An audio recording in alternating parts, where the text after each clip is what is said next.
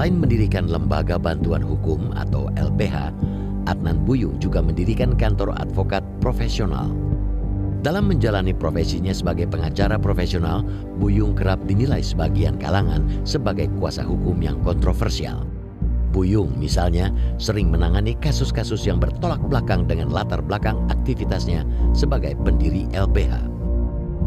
Sebagai advokat profesional, Adnan Buyung beberapa kali pernah menangani kasus korupsi dengan nilai korupsi yang fantastis, semisal kasus Samsul Nur Salim dan kasus Gayus Tambunan. Menurut Buyung, pilihan dan langkahnya menjadi pengacara sejumlah figur dan kasus kontroversial bukan tanpa alasan.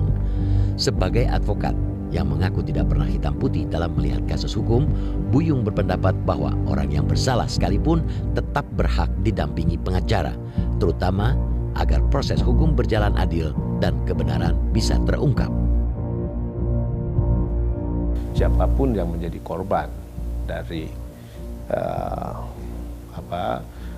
tindakan represif, ketidakadilan, beliau akan bela. Nggak apakah itu pengusaha, apakah itu buruh, apakah itu seorang militer atau pemerintahan, beliau akan bela.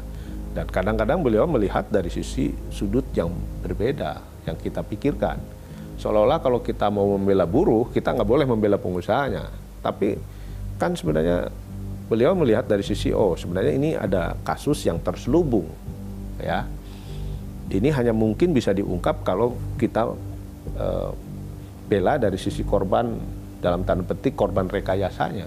Jadi kadang-kadang beliau masuk dari sisi yang berbeda.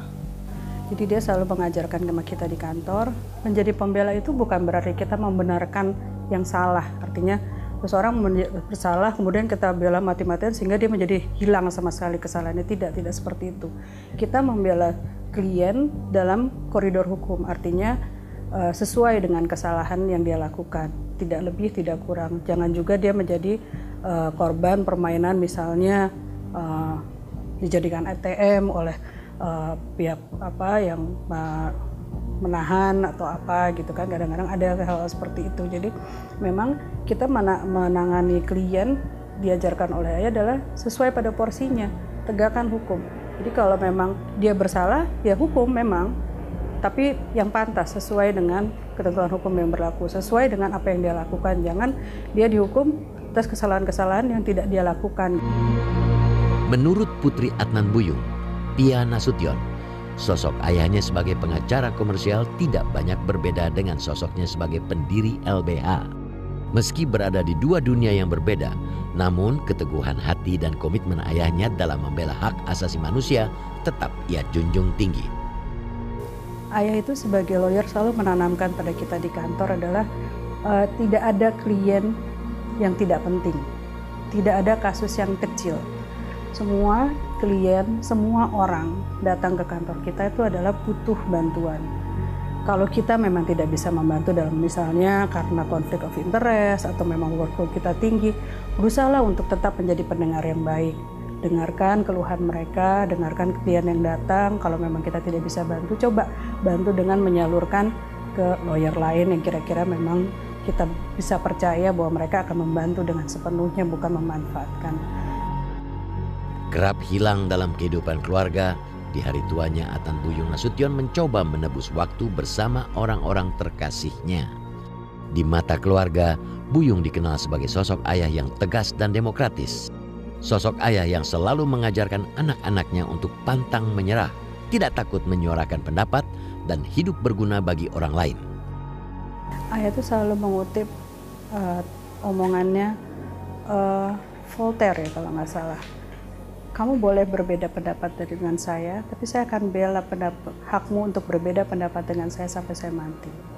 Itu yang selalu saya ingat. Jadi ayah selalu menanamkan pada kita, gak boleh marah kalau orang berbeda pendapat. Hargai orang yang punya pendapat berbeda. Gak boleh emosi kalau orang menentang kita gitu. Berdebatlah, berargumentasilah dengan benar. Carilah solusi atau jalan tengahnya. Jangan memaksakan pendapat satu sama lain, itu aja. Tapi kalau terkait dengan apa yang sudah ayah lakukan selama masa-masa hidupnya, ya kalau menurut saya sih nggak dalam 100 tahun ya, ada seorang ABN lagi gitu. Tapi bagaimanapun kita harus berusaha untuk mengikuti jejaknya, menjalankan semua nasihat yang telah dia berikan kepada kita, ya tentunya dengan keterbatasan kita masing-masing. Adnan Buyung Nasution meninggal dunia pada tanggal 23 September 2015. Ia pergi dengan meninggalkan banyak jejak dan keteladanan. Dari teladan keberanian, teladan idealisme, hingga keteladanan untuk menjadi seorang yang punya hati dan selalu berusaha bermanfaat bagi orang lain.